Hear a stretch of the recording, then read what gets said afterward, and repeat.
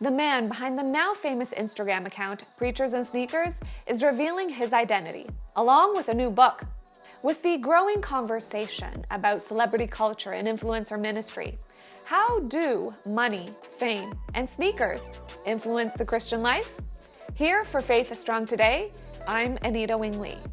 In 2019, a new Instagram account, PreachersNSneakers, popped up with screenshots of high-profile pastors and the price tag or street value of the shoes they were wearing. Within a month, this account attracted 100,000 Instagram followers.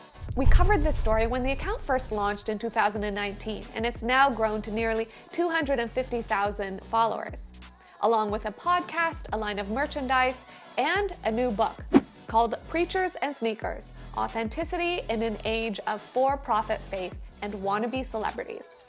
For the past 2 years, the man behind the account was anonymous, but now he's revealing his identity. Ben Kirby is a 31-year-old former Marine Corps officer who lives in Dallas, Texas, where he attends a non-denominational church.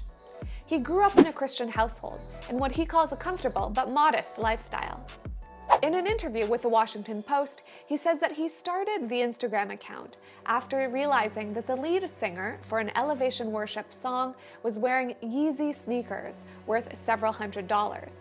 Since then, he's showcased people like worship leader Sean Foyt wearing $600 Yeezys, Mike Todd in $1,800 Jordans, and Chad Veach in $500 Adidas foam shoes. He's also highlighted pastors like Judah Smith and T.D. Jakes wearing designer jackets worth thousands of dollars.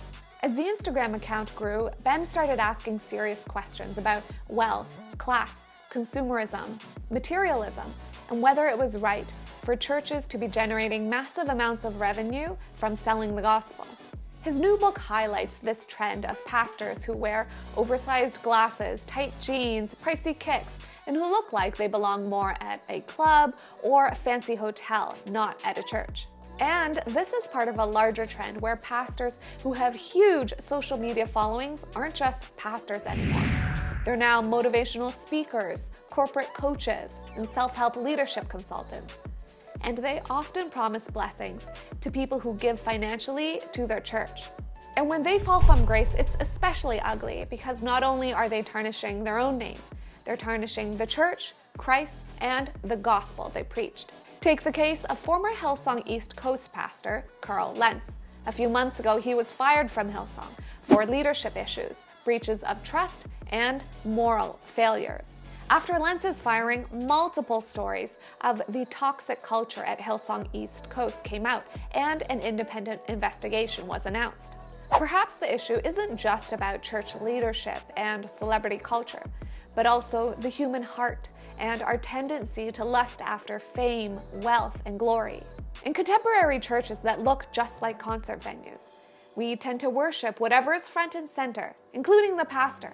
And some of these pastors have fed the machine by looking like, and sometimes acting just like celebrities.